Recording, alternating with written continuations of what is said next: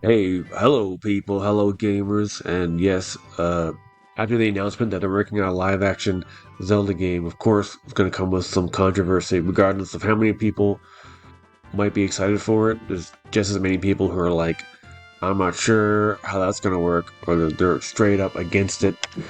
Personally, I thought that they were going to go with animation and just keep like. Personally, I thought they were going to use the exact same animation that they did for Mario, same company and all, so it'd be the same style. So because they were going to have a connected universe. So, but I'm going to get more into that after the intro.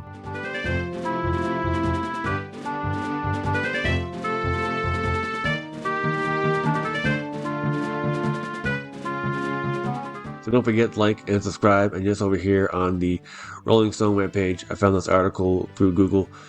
Nintendo's Legend of Zelda movie is already raising red flags. Will this big screen adaptation of one of the most cherished franchises in gaming really work? I'm not sure if he means red flags for himself personally or for the gaming community in general. Right now, I'm kind of mixed on it. I'm not really sure yet.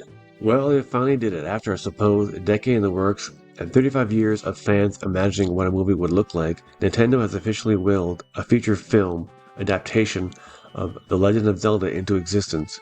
Yet what should have been cause for celebration was met with a thud. But why? As we're entering what looks like to be the dawn of Hollywood's video game takeover, you think that news of the Zelda movie would be a shoo-in.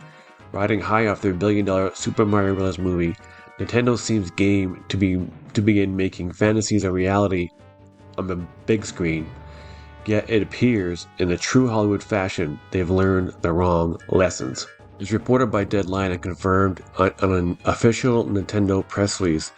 The film will be co-financed and distributed by Sony Pictures. The irony of this shouldn't be lost, as the Nintendo's infamous backstabbing of Sony in the 90s. Right. Yes, of course. Yeah, I don't know. I think they would get over that by now. It's been like 20 years. I mean, I don't know. The irony of this shouldn't be lost, as Nintendo's infamous backstabbing of Sony in the 90s directly led to the launch of the PlayStation, dethroning the Big N in Machiavellian fashion for a decade until the Wii waggled their way back into relevance. Yeah, I actually know the story they mean. That was back when Nintendo was going to release a disc-based system, and they were working with Sony about making it. But then behind their back, Nintendo, they went with somebody else, like Philips or somebody, and then Sony was like so pissed off that they released the PlayStation, which basically eclipsed Nintendo for like the last half of the 90s. Anyways, back to the article.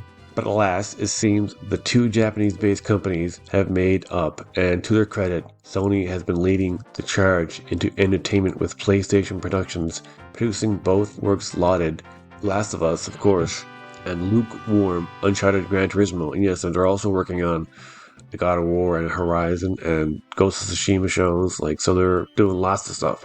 Hey y'all, I just wanted to take a minute to just again ask to please subscribe. My channel is new and it's taken me so long to grow, and I'm not really good at it yet, but if subscribing and liking and sharing would help out so much, thank you. You can kind of see at the top and bottom of a picture of Avi Arad, the guy who's produced pretty much every Spider-Man movie and show that's ever existed. Firstly, the Sony connection immediately brings to the table house producer Avi Arad right there, who despite having a storied career, instantly raised eyebrows. Touted by Zelda creator Shigeru Miyamoto, aka The God, as having produced many mega-hit films. In an instantly memed social post, Arad is an obvious choice to kickstart a new blockbuster franchise, and the sentiment is true, with caveats. Arad is credited with ushering in the modern age of superhero films, yes, which is very true, beginning the executive producing of the trifecta of Blades. Yes, he did all the Marvel things, and but the really good ones, these three in a row are all amazing, really. When you look at them, these are three spectacularly good first films. Now that I look at it all in a row, I was like, damn. Yet for every X-Men or Spider-Man, there's an X-Men, The Last Stand, or Spider-Man 3. Burn, this is the man who recently brought us Morbius, Double Burn. But giving the producer the benefit of the doubt, there's even more room for pause with the film's writer, Derek Connolly. Connolly's most famous for writing the Jurassic World trilogy as well as a shelved version of Star Wars Rise of the Skywalker. No one can say if the films would have been any good in the alternate reality where it ended up on screens, but as it stands, the writer is 0 for 3 on the movies that make sense spectrum. Another burn. I haven't seen enough of the movies to know that, but does that mean he still wrote part of the Skywalker film that came out, or because who cares if he wrote one that nobody... Lastly, there's director Wes Ball, which might actually be the most confusing part of the equation, despite the internet's perception of him. Both Arad and Connolly have made hits, which is likely what drew Nintendo and Miyamoto to them, in the same way they were drawn to Minions master Illumination to bring Super Mario Bros.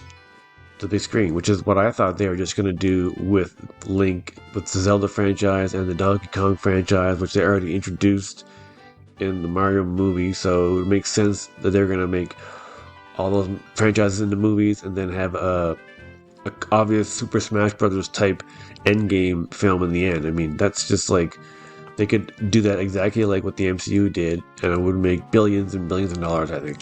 The fact that they did go live action for Link, it was mostly met with mixed reviews and amounts of cash. As a director, Ball has a limited resume, having only directed the YA-inspired novel Maze Runner trilogy, as well as the forthcoming Kingdom of the Planet of the Apes, a movie which nobody even remembered was in production. I always see those movies just to see how much better the ape-type animation is compared to the previous film, because it's always like better and still amazing. If that film can even remotely approach the somber blockbuster finesse of the Matt Reeves films, there could be hope. But so much is unknown, and in true fashion, further details are likely a few years away. Well, people, that was a look at a Rolling Stone opinion piece. I guess to me, I think that was an opinion. I don't think he's speaking for the entire industry, but I'm sure there's a lot of people who are like me and are kind of mixed on the live action angle. I was really sure that they were going to go with Illumination animation again, so it all has a similar look.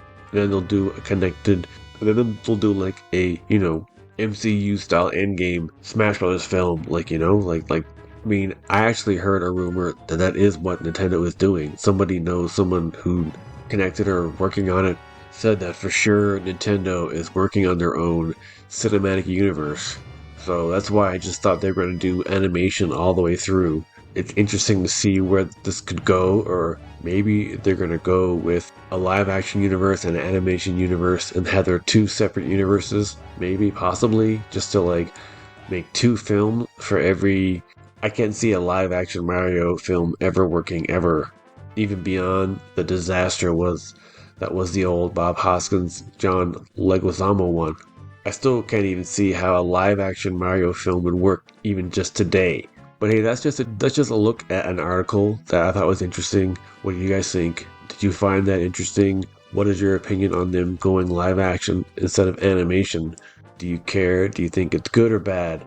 I'm still mixed on it myself. But hey, don't forget to let me know what you think. And also to like and subscribe. Thank you so much.